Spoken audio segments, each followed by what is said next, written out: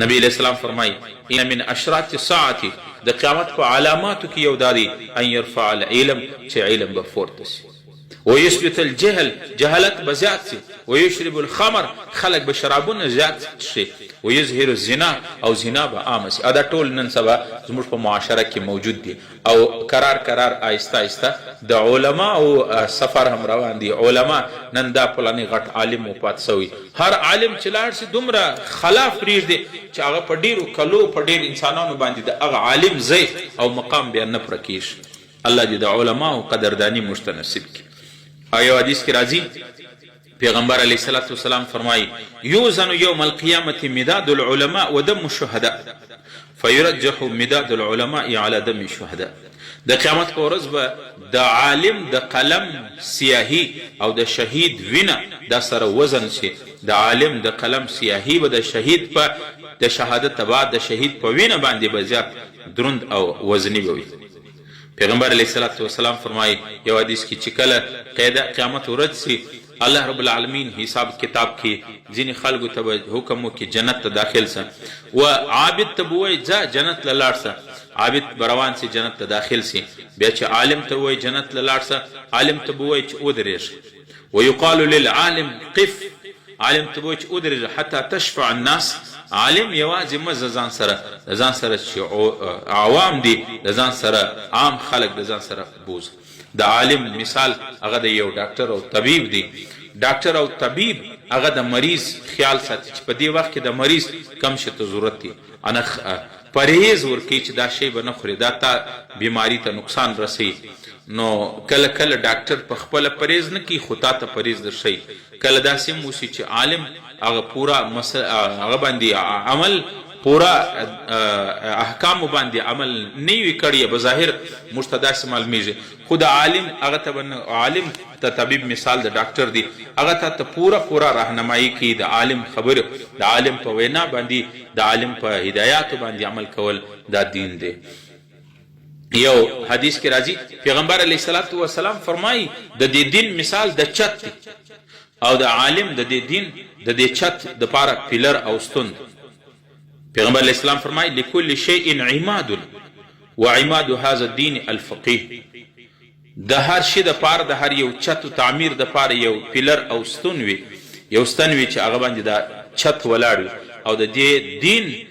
د پاره ستن او پیلر چې دی هغه عالم او فقيه عالم دی چې د فقه او د فتوا سره خبر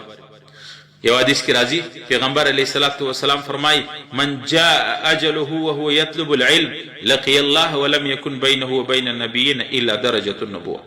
کم سړی چې د علم طلب کې ووتی علم کوي او بیا په دې وخت کې وفات سو د قیامت په ورځ باندې به الله رب العالمین دومره بلند بالا مقام د انبیاء او سبیوات درجه ښکته وي ځکه انبیاء به د نبوت درجه بلند و بالا وي الله رب العالمین دې د علماو قدردانی موږ په نصیب کړي یو حدیث کې راځي پیغمبر علیه السلام فرمایي من زار عالما فکأنما زارني چا چې یو عالم زیارت وکړي داسې دی لکه زما زیارت چې وکړي ومن صافح العالم فكأنما صافحني چا چې یو عالم سره مصافحه وکړه رسول الله ویل که ما سره چې مصافحه وکړي ومن جلس في مجلس العالم فكأنما جلس في مجلس رسول الله ویل یو عالم په مجلس کې څوک کښېناستی داسې دی رسول الله پیغمبر علیه السلام فرمایي لکه ما په مجلس کې د علماو مجلس دا داسې دی رسول الله ویل لکه ما مجلس له چې څوک راغله یو حدیث کې راځي پیغمبر علیه السلام فرمایي اکرموا حملة القرآن فمن اکرمهم فقد اکرمني چا چې د علماو عزت وکړي پیغمبر وایي دی زما عزت وکړي زما د جانشین عزت پیغمبر وایي زما عزت یو حدیث کې راځي من احب یو حدیث کې راځي پیغمبر علیه الصلاة والسلام فرمایي اکرموا حملة القرآن فمن والاهم فقد والا الله ومن عاداهم فقد عاد الله چا چې د علماو سره دوستی وکړه رسول الله وایي دی د الله سره دوستی وکړه چا چې علماو سره دشمنی وکړله دی د الله سره دشمنی وکړله او یو حدیث کې راځي پیغمبر علیه الصلاة والسلام فرمایي المرء مع من احب چې دنیا کې د چا سره محبت وي مینه وي د هغه سره به د میدان محشر باندې حشر کیږي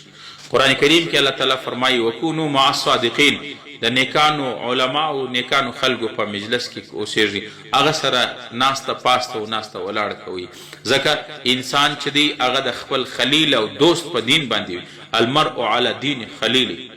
په دې وجه باندې علما د دې امت افضل او بهترین د دې کائناتو مخلوق او د الله والا نظر هغه داسې اثر کوي د سړي زندگی او برابري د انسان په زړه کې چې کم د دنیا محبت وي د شرک او د کفر او د دنیا د ماحول غلط جذبات وي د علما او نظر هغه جذبات ختموي لکه لیزر اپریشن چیر پاړ خو نه کوي خو لیکن د شعاع په ذریعه باندې په ګرده کې کاڼي او ډبرې ماتوي د علما او د نیکانو خلکو نظر هغه داسې اثر لري یو هغه کې راځي چې د علما او د نیکانو خلکو په ناسته باندې حیوان ته لا ګټه کوي حیوان ته لا فایده کوي د اصحاب کهف نیکان خلق د هغو سره یو سپی ورسره و هغه سپي ته هم الله نجات ورکوي هغه ته هم الله رب العالمین ځینې روایت کې راځي چې الله رب العالمین هغه ته جنت یا د جنت نعمتونه والله اعلم دا به بیا په قیامت باندې معلومیږي بهرحال هغه سپي ته کرامتي الله رب العالمین په صحیح او سم نگاه وکتل د دې وجې چې سپي د دې خلکو دیندار او مرګري وکړله نو چې انسان د سپي بجای انسان د نیکانو د علما او مرګري وکړي بیا به د دې څنګه بلند بالا مقامي افسوس چې نن د علما او په دې میډیا باندې د علما او ډېر کردار کوشي کیږي د علما او ډېر بې عزتي او هغه خلک کوي حالانکه علما هم بشر دي انسان دي صحابه کرام هم غلطي سوي و د صحابه کرام په زمانه کې هم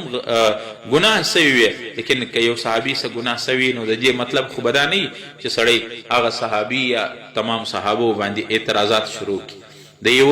ګناه په وجه باندې ټول بدنامه کړي ټول باندې بد رد وای د پلار په ګناه باندې په زوی باندې بد رد سړی نشي ویل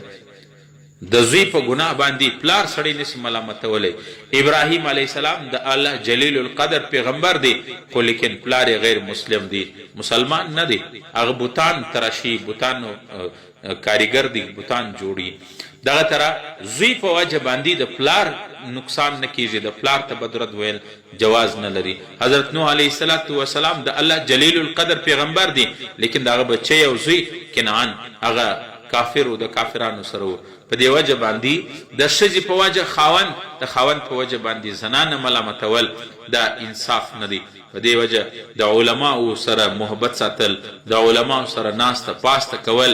د علماو سره محبت لرل د علماو سره کومک او مالی مدد کول د علماو سره جانی مالی مدد کول دا بعینه د الله د رسول د رضا سبب دی الله رب العالمین دی د علماو قدردانی مشتنصیب